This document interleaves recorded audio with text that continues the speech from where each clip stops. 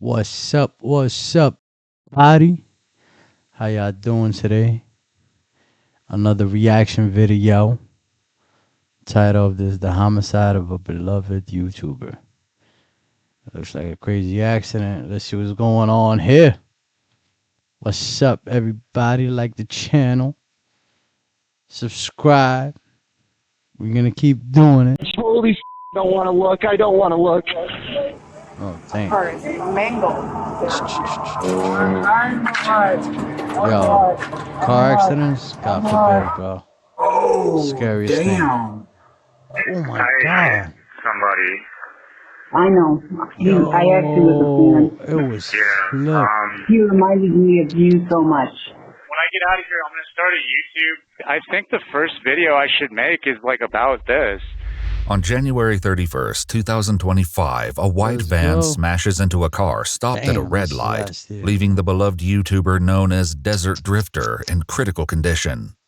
But what first appears to be a tragic accident unravels under scrutiny as disturbing evidence pulls the case in a shocking new direction. Damn. Was he in the van or the small sedan? That's really what I'm trying to figure out. This looks like a car dealership. Yeah, because they were like, you see a parking lot in the back.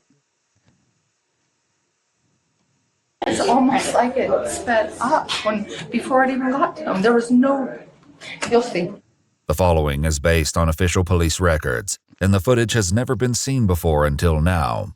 Just after 10 p.m., dispatchers in Grand Junction, Colorado are alerted to a severe crash involving two vehicles at a four-way intersection.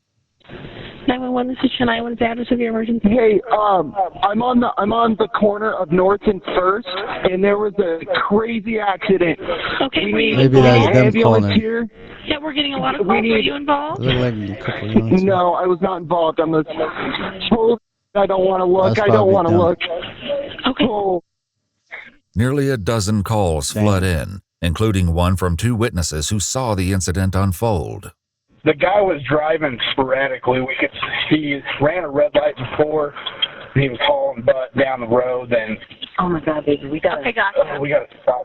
And you said it was a van or whatever kind of vehicle? I can't tell what it is. It's like a utility van. That's the one that ran the red light. and smacked into this other vehicle. And I can't tell what the other car is, but it's nasty. Like a sedan of some kind? Something like that, yeah. Officers arrive to find the white van with smoke pouring from its damaged engine. A second vehicle lies overturned against a building, its frame crushed so badly it's nearly unrecognizable. Yes. Somebody is trapped in this car. Keep talking to you until they get here, okay? Hello. There they are. See, he's here, okay? He's conscious. He's like responding with movement. Is there anybody else? That's the thing about driving. That's what's crazy. It's a crazy world, man. When it comes to it, anytime you're stepping out there, this is just a part of life, you know. That's why you got to be grateful for every day. But in a scenario where he could have, it happens a lot, where car accidents, one person causes a disaster and ends up killing innocent people. Man, people gotta just like, I don't care what it is, you gotta think before you act. Because stupid mistakes like this cost people's lives.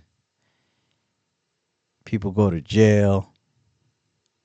And sometimes what's crazy is like they just hitting the gas just for fun. And there's people, kids around, God forbid, but that's a scary thing. Else in there with you? There's somebody, very, very heavy damage in this car that's upside down. One person trapped inside.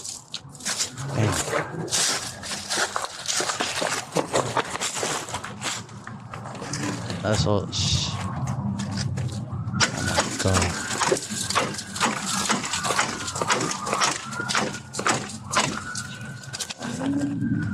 Can you hear me in there?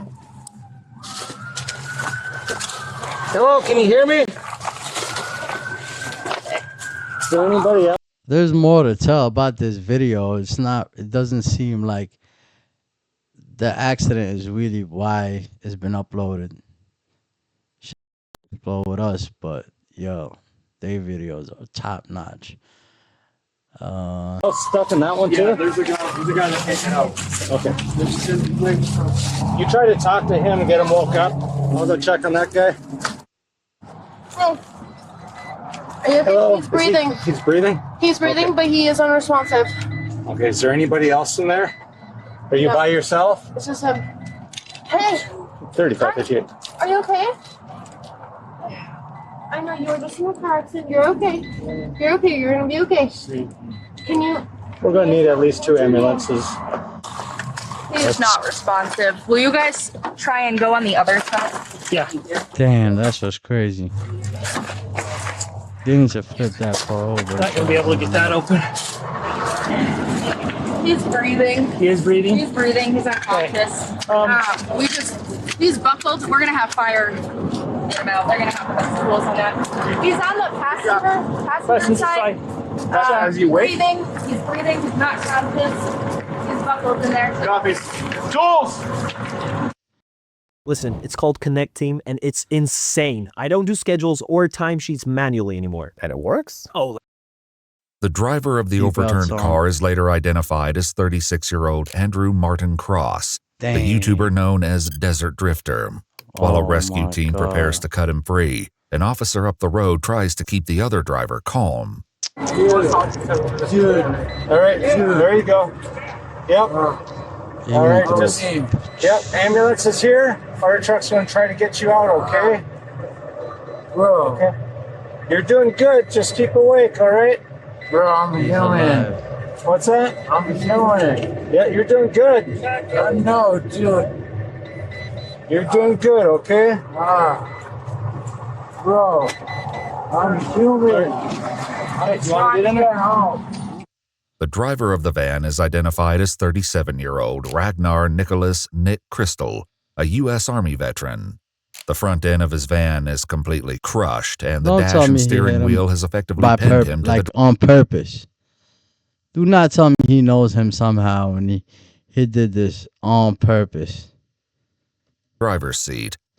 Firefighters utilize a spreader, a powerful hydraulic tool, to lift the dash and free him from the wreckage. Guys. All right, there we go. Yeah, up and over. Oh, is he living in there? Right behind you. Right behind you. Other way. There we go, Nick. All right. There we go. Let's get a seat collar and get lines ready. Meanwhile, backup officers arrive and attempt to collect statements from witnesses. Hi. Did you see what happened? I was just heading westbound, and I saw like maybe a little bit of it, but not enough to give a testimony. Beside the officer, a bystander records distressing footage of the crash site on his cell phone, which later surfaces on YouTube. I don't know where he is. Damn. Stop recording. Did you guys see what happened? No, we were same as him. Okay. And we don't want to stay in this criminal justice. Okay. Ma'am, did you see what happened?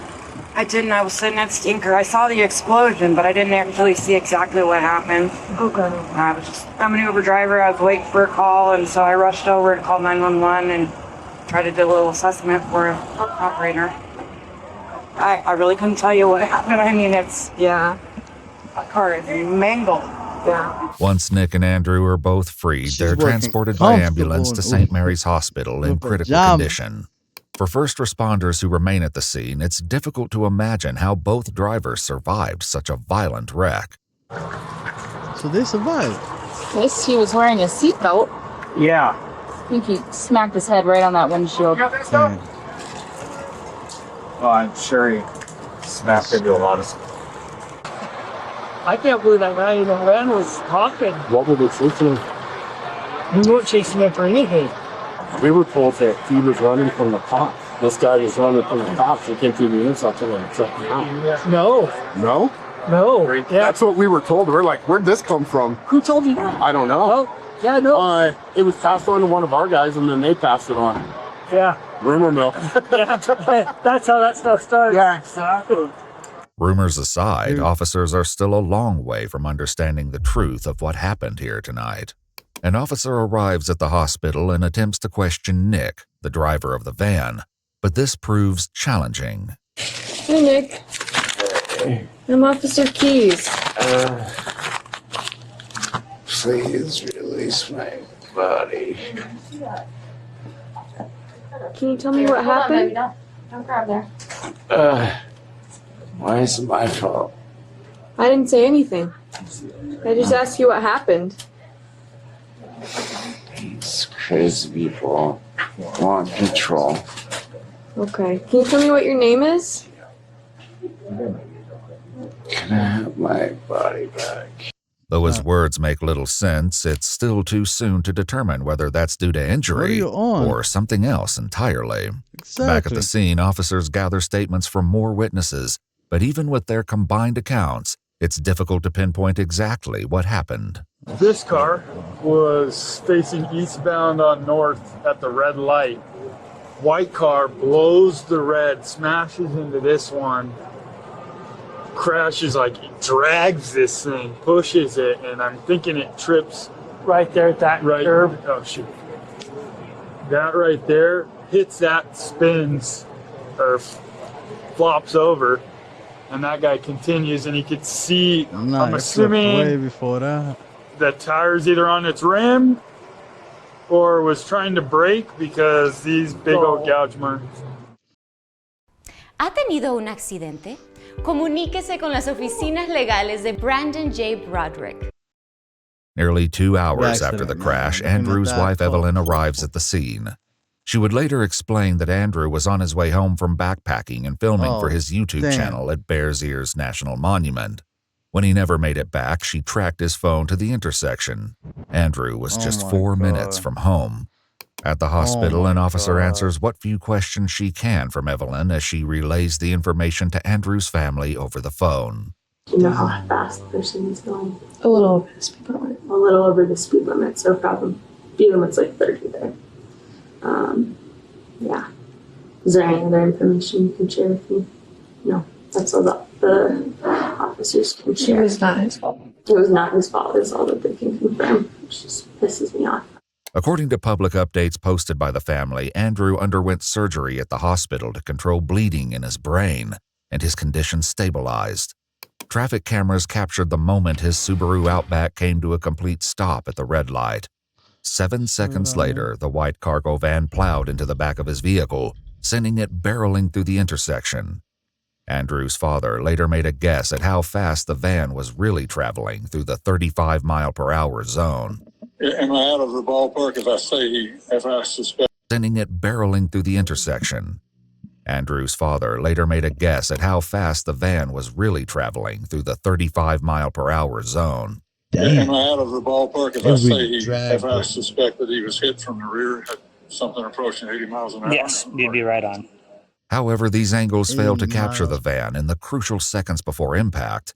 Later, surveillance videos from nearby businesses, combined with recovered crash data, would paint a far clearer picture. We can just hope right now and hope the miracle happens and Andrew survives this. By February 6th, 1 week after the crash, Andrew's family shares an update. Though he has no spinal damage, a CT scan shows increased bleeding and several small strokes on the left side of his brain. He's kept under sedation to give his brain time to rest. Meanwhile, Nick has recovered enough to answer questions from investigators. Do you have a broken pelvis or something somebody was saying or something? Yeah, they had to cut open my stomach like C-section, and they had to cut down my leg just to get at my hip bone to jam it back into the socket. Is that a bone down there? I got stitches like with Jack from that Christmas movie. Oh, wow. So what's the last memory you have, like I said, before the crash? My gas pedal, the mat that's underneath it, I guess got stuck on it. I bent down to pick it off of it, and the next thing I know, I'm like, bam! And all my stuff is flying around. I'm in extreme pain, and for a freaking rug, dude. I don't remember anything after crashing into them. Is that they were just stopped? Really? They were just stopped at a red light. So, yeah. How old were they? What? I can't answer. I can't answer that, but close to you, sir. Oh, for that. Yeah, it's a very sad situation for everybody involved. According to police records, really tell if technicians he's noted being during honest. the van's inspection that the accelerator pedal had been snapped off. After reviewing crime scene photos, the mat also appeared to be partially bent up on both sides after the wreck. While it is possible the mat became stuck, observations made by medical staff after Nick arrived at the hospital point to a more concerning possibility. Any drugs, alcohol, or any other distractions that night, sir? No, so since I don't have a phone and my leg was visibly out of my skin, I didn't know how to cope and wait. So I drank like a bunch of shots just sitting in my vehicle just to try to mitigate with something I'm still struggling with right now. Okay. So are you talking after the crash? After, yeah. Oh, after the crash, you started drinking a bunch of shots. Yes. Oh, okay. Okay. All right. But nothing before. No, the pain was so freaking intense that it's like. Now you're giving yourself. And I knew I didn't have a way to call you guys because I don't have a phone. Right. And so I was trying to do everything I can to be like, help me, Right. come on, somebody call the cops, people please were help me. there. And drink because how much pain I was in. Okay. During the van's inspection, a white trash bag was found containing numerous small bottles of alcoholic beverage containers that were either empty or nearly empty. The bag itself contained a dark brown liquid substance that smelled, quote, foul, such as vomit. Investigators would return to this subject later after obtaining his hospital records. For now, investigators continue gathering evidence while monitoring Andrew's condition. On February 18th, his father shares that he's been taken off sedation and is breathing with minimal ventilator support. That's where we are. We'll keep you posted. No, please keep me 100% posted. Yeah. I can't like I said, I don't have a lot of words for your family right now. But I've been looking at my own son, honestly, a lot different. He's 16, going to be 17 soon, and every time he leaves the house now or anything driving, like anytime you have your kids, family is, on my mind. Paranoia. I'm sorry. You become so scared of everything, kids. Try Whoop for free. Wow, and feel the difference. Not even. Optimize your training.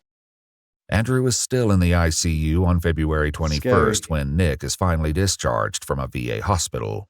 He's promptly intercepted by police officers and arrested on a vehicular assault warrant. Before heading to jail, he's brought in for an interview. How you doing, man? With all things considered, I think they're trying to keep me in a hospital to treat me as like a psychosis or like making something into something that's not. Oh, really? So I just wanted to come to you guys and face the music. Okay. Let's get this part. Sure, I get that. And so as far as your injuries, it sounds like you can kind of walk now and stuff like that? I can't put weight on it, but I've gotten pretty good at hopping. Okay. So I'm just trying to get better. I'm glad you're doing okay and that you're going to heal up, brother. No, I appreciate it. The thing that bugged me the most was that guy's not quadriplegic and he's alive. Sure. Nick shares with the investigators that before crashing the van, he'd been living in it and was traveling toward the West Coast. As of recently, I lost both my cats and I was just trying to go to the Native American ruins. I guess I was just right. to like keep He my was mind living in it. distracted, but that's been something that I really need is like a career or a job to go into with a purpose in life.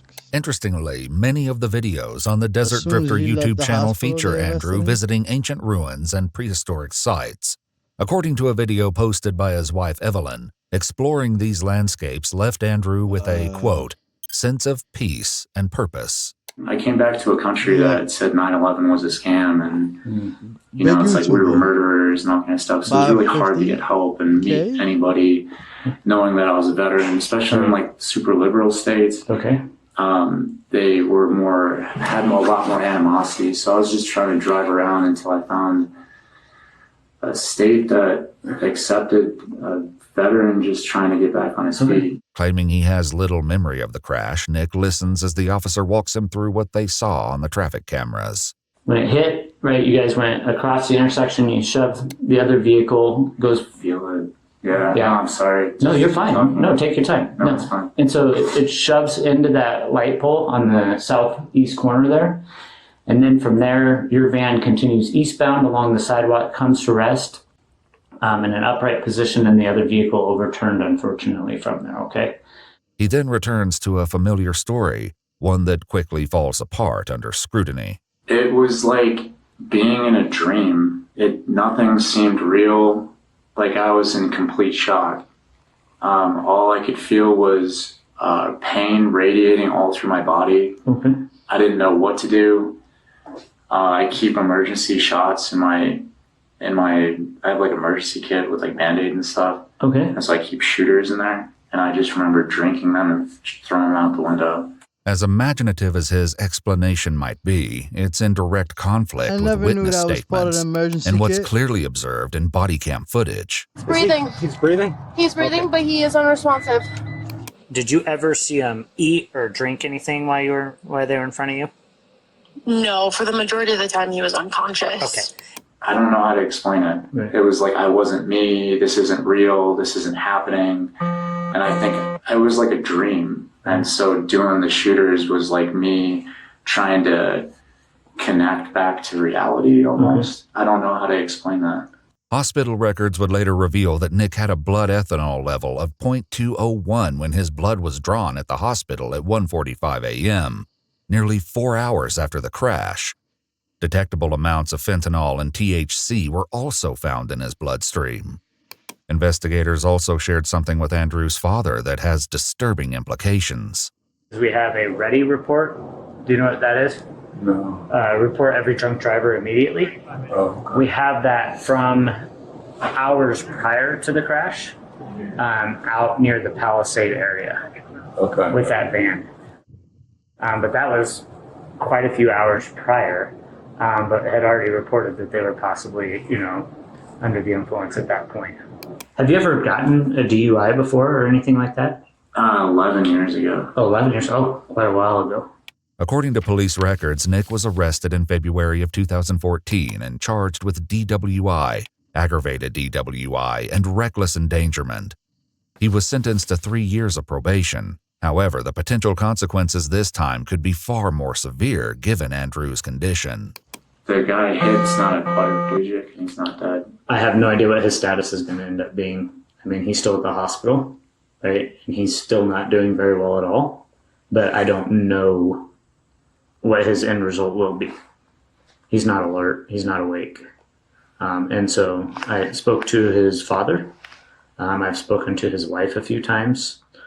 And so we're just trying to put it all back together, what actually happened that night. The only thing, like I said, that I know for sure, based off of the video, is that he was just stopped at a red light when you hit the back of his vehicle. Maybe this thing has changed the course of what your I don't purpose think looks I would like. have ever forgiven myself. Like, I think And this go after probably is what needed to happen.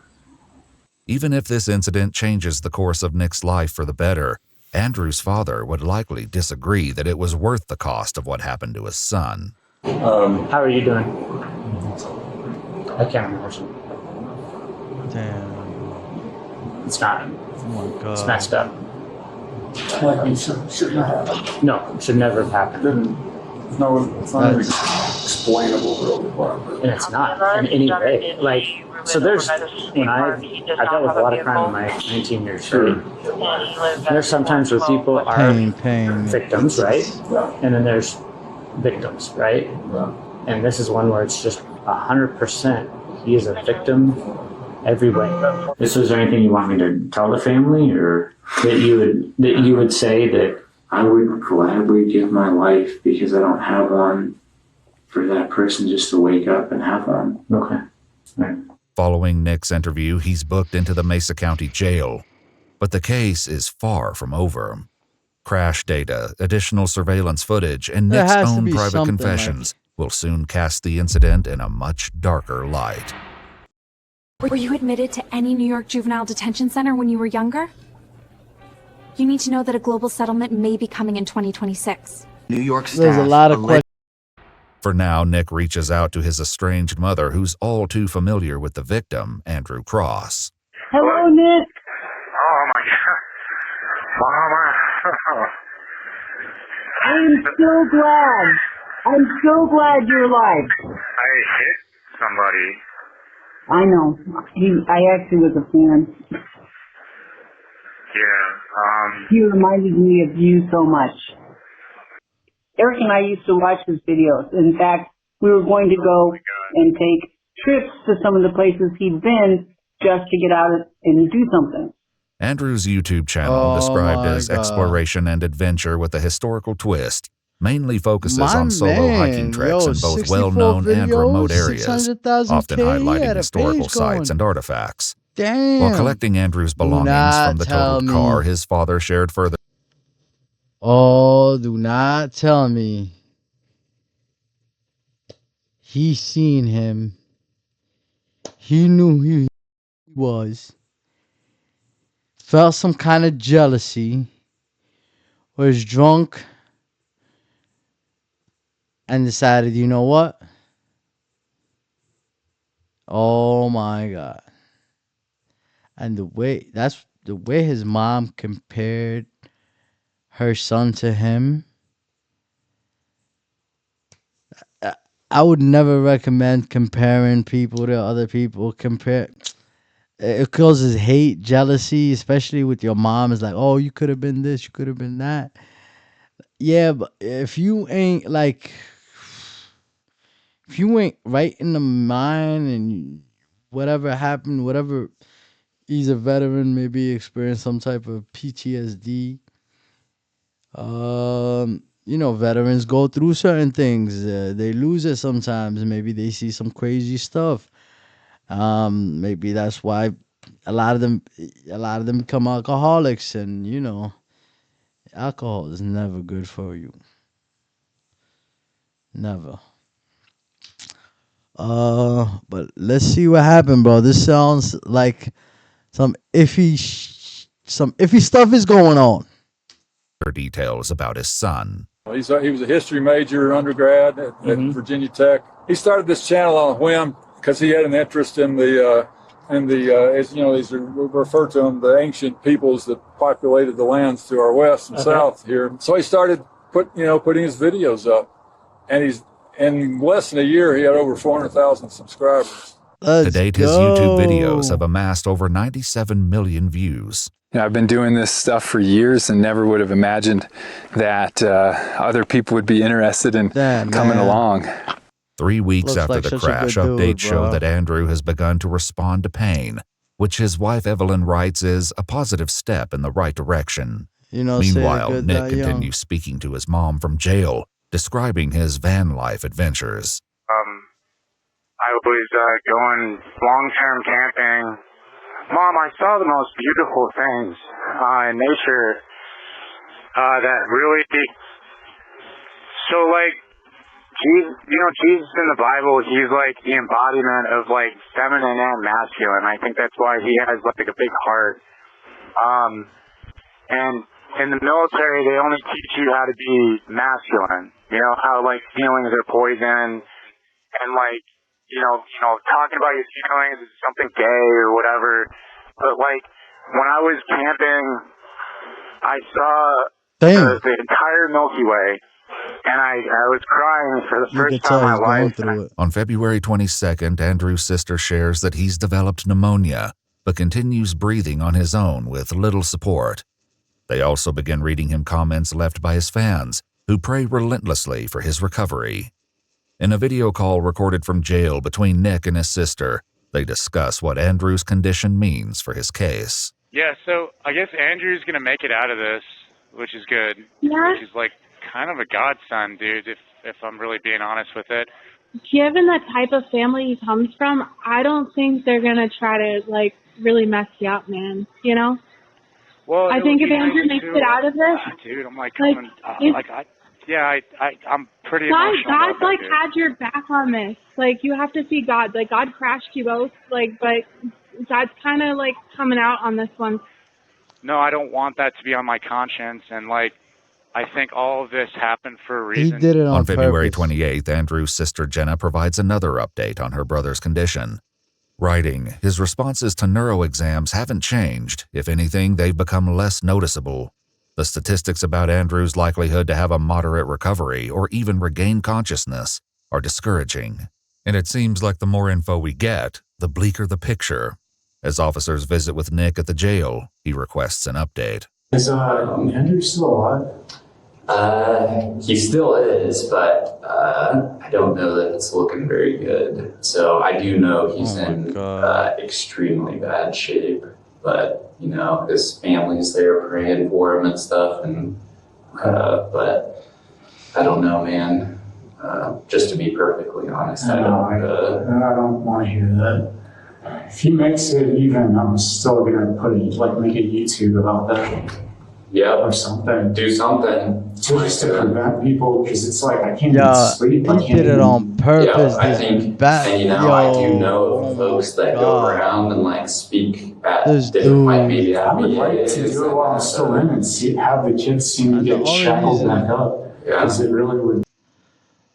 The only reason he's asking is about himself. It's not that he cares if Andrew is still alive. You could tell his intentions are in the wrong place. Just talking about, I don't teach a lesson. Like, bro, I'm not even joking.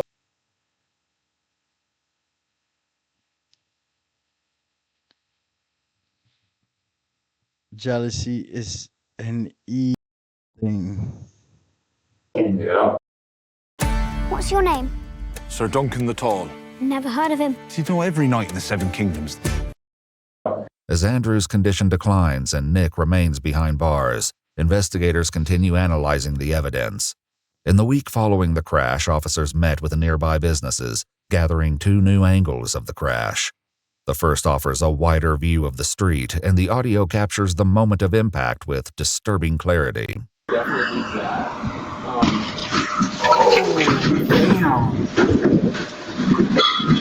Damn. The footage reveals that once the van struck Andrew's car, it carried it down the street until it collided with a light pole, causing it to roll over as it landed against the building. Another nearby business caught a similar angle, but one disturbing detail stands out. And then this crazy van coming from way far away and fast. It's almost like it sped up before it even got to them. There was no, you'll see.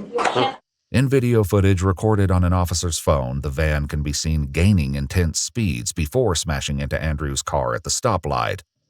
According to crash data, Nick was traveling at 80 miles per hour 5 seconds before impact. In the final tenth of a second, his speed climbed to 82, indicating he accelerated just before the collision. After learning the exact speeds at which his son was struck, Andrew's father shared a calculation with the investigating officer.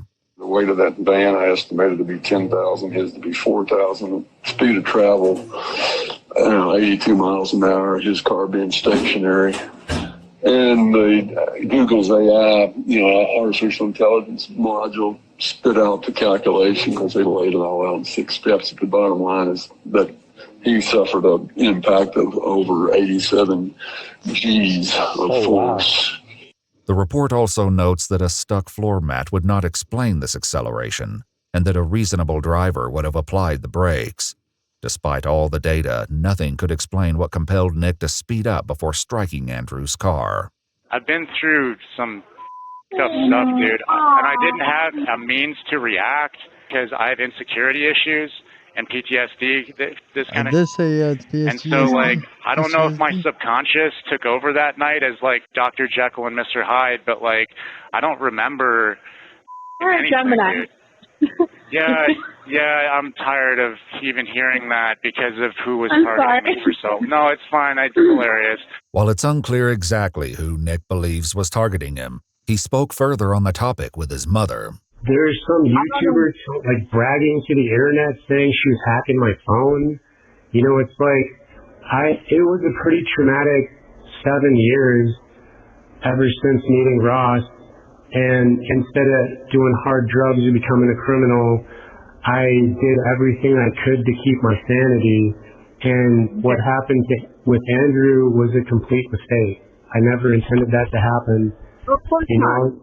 Dude, I was on the phone with the government, and I was like accurately pointing out their emotions on a phone as they felt them, even reading their minds. And I became such a controversy that there's thousands of people on the internet that were calling me the beast from the Bible, dude. And while discussing the crash with his mother, a crucial detail in Nick's story suddenly changes. Crazy. I had edibles for, like PTSD or whatever to go to sleep at night, and I hadn't drank in a year. It wasn't me drinking on my own because I'm sad. There was somebody that came up to my van that offered me, they had a big bottle of Jägermeister, and that's the last thing I remember. And then I remember waking up in the hospital, just lost and alone, Mom. Okay. He knows everything gets recorded, right? And so when somebody offered me a drink, I took it because it was another human being who, You're not I'm making alone, I'm sense by at all. myself, offered a good thing to me, or so I thought, and I kind of forgot my problems with alcohol, Yep. Guilty! You sound guilty! In a cruel twist of irony, Andrew's father shared that his son once worked with a group that provides support for struggling adults, including those who are suffering from PTSD. They're in Utah nearby. Then they're an outdoor, registered or whatever you have to be, accredited outdoor therapy program for people with primarily drug addictions they're trying to kick, but also some alcohol. I have a lot of people in my life that love me, but I didn't love myself, and I couldn't forgive myself for everything that I didn't want to talk about, and it kind of ended up like this. Okay. And you guys are right. You're right about everything. I didn't know how to open up to you guys. I didn't know how to talk to you. And it was better to drown my problems in probably every bottle I ever drank alone by myself with no friends.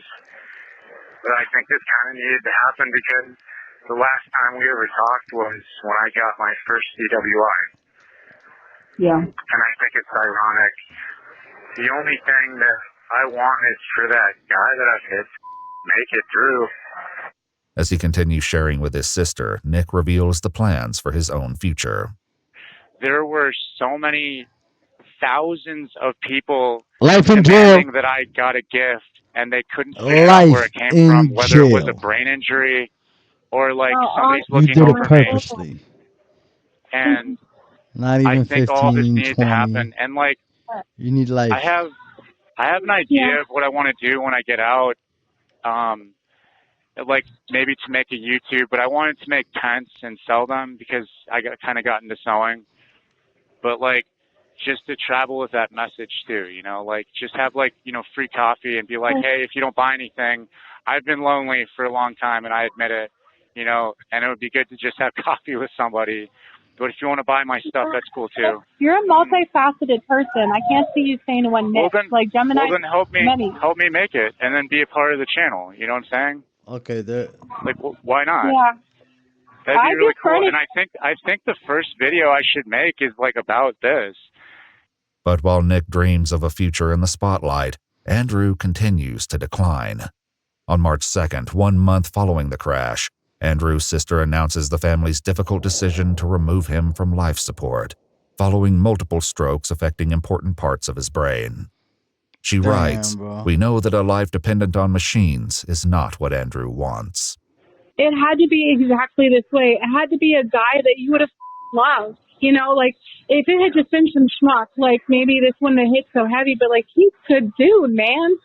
Dude, I was in court, and when they didn't know if he was going to make it or not, and they said his wife, we left her voicemails and we might need to push this. I'm trying not to go there, but like you might need to push this to a manslaughter. I've cried all through court, dude. On March cried 4th, for yourself, you 2025, phony bastard. 36-year-old Andrew Martin Cross passed away in the company of his wife, family, and friends.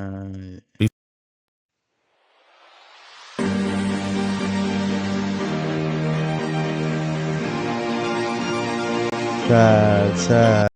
Before his death, Andrew's best friend and dad tirelessly dug through the wreckage of Andrew's car to find his camera in the hopes of salvaging his footage. Right?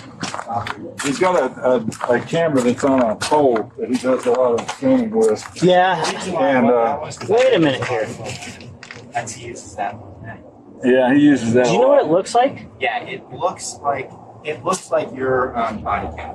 Kind of small. On a stick? On a stick. Yeah. Well, the interesting thing is we found in that van earlier, and I wonder if when they were scooping things, if they threw it in there. Probably. Oh, yeah. So wait, just a minute. Let me go over there. Let me see. They're missing a 3D camera, and they're describing it as that one that we saw here, John. That 3D one? Yeah, cool. I think I got it, John. Wow. Yeah. Is that his? That's awesome. Yeah, that's his. Wow. Heck yeah. That's great. Thanks, guys. Yeah. Miraculously, the equipment was still functioning enough to download the footage. Evelyn uploaded the final adventure of her husband to his YouTube channel in October of 2025. Nothing but shenanigans, my friends. I'm glad you were with me. I could feel your presence. As Nick faces upgraded charges in the wake of Andrew's death, he recalls a near-death experience in which he was given an unexpected warning. Life. Like, I was at peace, but, like, Grandma was trying to explain to me, like, you can't leave a debt unfulfilled, especially when you take somebody's life. Once I pay the price for my crime, which is Andrew, in a court of law, I don't owe any, I'm not a sinner. It's like, when you do crimes against people and you run away from it, that's when you're a sinner. That's when you're a liar. That's when you're a manipulator. But if you get punished here on earth, then it's settled. On October 8, 2025, Ragnar Nicholas Crystal pleaded guilty to vehicular homicide while driving under the influence as part of a plea agreement. In December of 2025, he was sentenced to 10 years in the Colorado Department of Corrections, followed by 3 years of parole. If you'd like to see select new videos early and help us keep uncovering case files that rarely come to light, you'll find extra footage and unseen details. That was a crazy ending. I thought he was gonna get more. I might have, but I don't know. It seems kind of crazy that, like, he intentionally started speeding more than he knew. He seemed like he knew who he was.